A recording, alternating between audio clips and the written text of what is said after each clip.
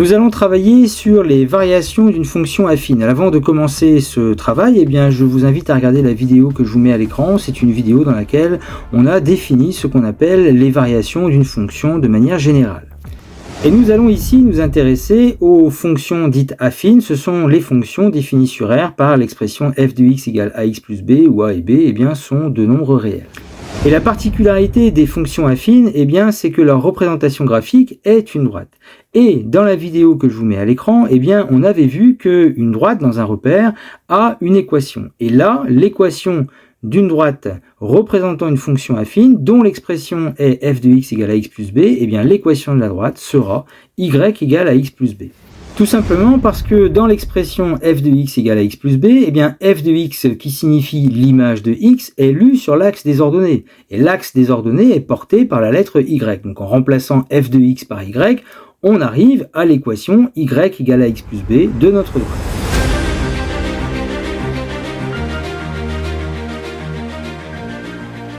Alors pour arriver aux variations d'une fonction affine, eh bien, on va déjà s'intéresser à deux cas. On va considérer les deux fonctions suivantes. Tout d'abord la fonction f, fonction affine définie par f de x égale moins 3x plus 2.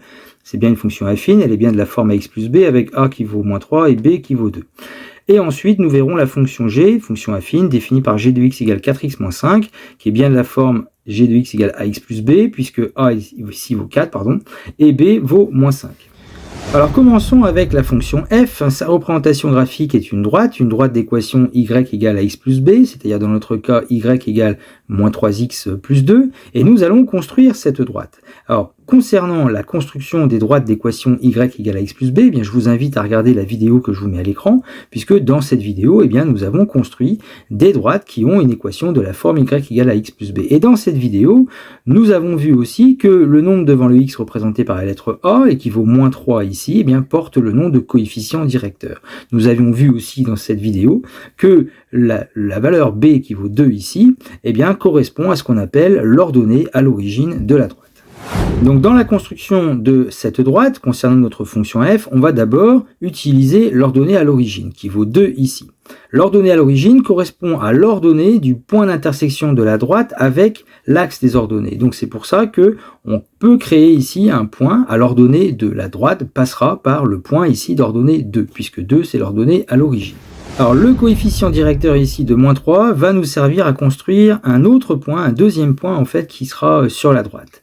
Pour ce faire, eh bien, à partir du premier point construit, on crée un écart en abscisse, que j'ai choisi ici, un écart en abscisse de 1. Cet écart en abscisse de 1, on le multiplie par le coefficient directeur qui vaut moins 3. 1 fois moins 3, ça fait moins 3, et ça nous donne un écart en ordonnée, justement, de moins 3, puisque 1 fois moins 3, ça fait moins 3.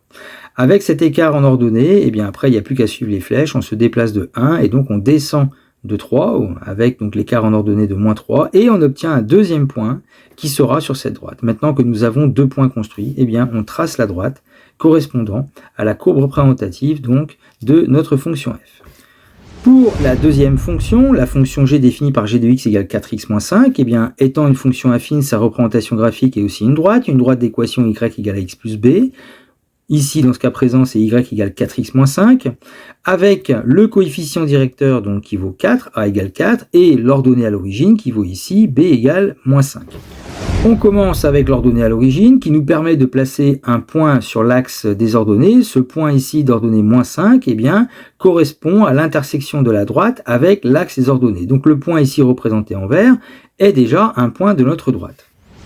On utilise à nouveau le coefficient directeur qui ici vaut 4. Donc à partir du point construit, on peut choisir un écart en abscisse de 1. 1 fois 4 ça fait 4. Donc on crée un écart en ordonnée de 4.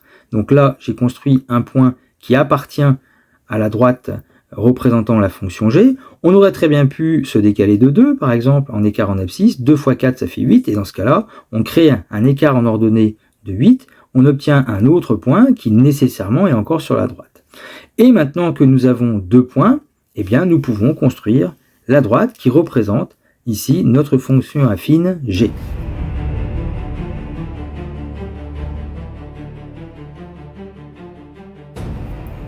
Alors maintenant, on va pouvoir parler de variation. Concernant la fonction f, vous avez ici une droite qui descend, donc le vocabulaire associé, on dira que la fonction f est décroissante sur son ensemble de définitions ici, qui est l'ensemble des nombres réels. Concernant la fonction g, vous avez ici une droite qui monte, donc en termes de vocabulaire, on dira que la fonction g est croissante sur son ensemble de définitions. Concernant le vocabulaire, je vous ramène sur la vidéo que je vous ai montrée au tout début. Alors qu'est-ce qui peut expliquer que notre droite concernant la fonction g monte alors que la droite concernant la fonction f, eh bien, elle descend? Eh bien, ce qui explique ce phénomène, de par la construction d'ailleurs qu'on vient de faire, eh bien, c'est le coefficient directeur, ou plutôt son signe au coefficient directeur. Puisque dans la construction de ces deux droites, nous sommes partis des ordonnées à l'origine correspondantes et nous avons choisi à partir de ces ordonnées à l'origine un même écart en abscisse de 1. Pourquoi la fonction g eh bien, représentera une droite qui monte? Parce que cet écart en abscisse a été multiplié par un coefficient directeur, ici c'était 4, qui est positif. Donc l'écart en ordonnée qui est égal à 4 est nécessairement positif et cet écart en ordonnée nous demande de monter par rapport au point précédent. Si maintenant on regarde la fonction f avec un même écart en abscisse de 1 multiplié par un coefficient directeur négatif, notre écart en ordonnée est donc nécessairement négatif. Ça veut dire que par rapport au point précédent, avec le décalage de 1 ici, vous êtes obligé de descendre. Donc nécessairement, la fonction f représente une droite qui descend. La fonction f en fait une fonction décroissante. Nous arrivons ainsi sur la propriété qui donne les variations d'une fonction affine définie par f de x égale ax plus b, où a représente donc, comme dans l'exemple qu'on a vu, le coefficient directeur de la droite représentant notre fonction affine. Et bien si ce coefficient directeur est positif, la fonction affine est croissante sur R. Si ce coefficient directeur est négatif, la fonction affine est décroissante sur R. Alors je vous propose une illustration de cette propriété à l'aide d'un ordinateur. A ici correspond toujours au coefficient directeur. D'ailleurs vous avez son interprétation ici, c'est-à-dire que si vous décalez de 1, eh bien vous montez bien de 2, puisque 1 fois 2 ça fait 2. Et on remarque que cette fonction affine associée eh bien, est croissante du fait que son coefficient directeur est positif. Maintenant, on va remarquer que tant qu'on reste avec un coefficient directeur positif, eh bien, nous avons bien une fonction affine qui est croissante. Si maintenant on arrive dans des coefficients directeurs qui sont négatifs, eh bien, vous avez une fonction affine qui est décroissante. Ce qui permettra de justifier les variations de nos deux fonctions. La fonction f définie par f de x égale moins 3x plus 2. Son coefficient directeur, c'est moins 3 qui est négatif, donc la fonction f est décroissante sur R. La fonction g, par contre, qui a un coefficient directeur de 4, 4 étant positif, la fonction g est croissante sur R.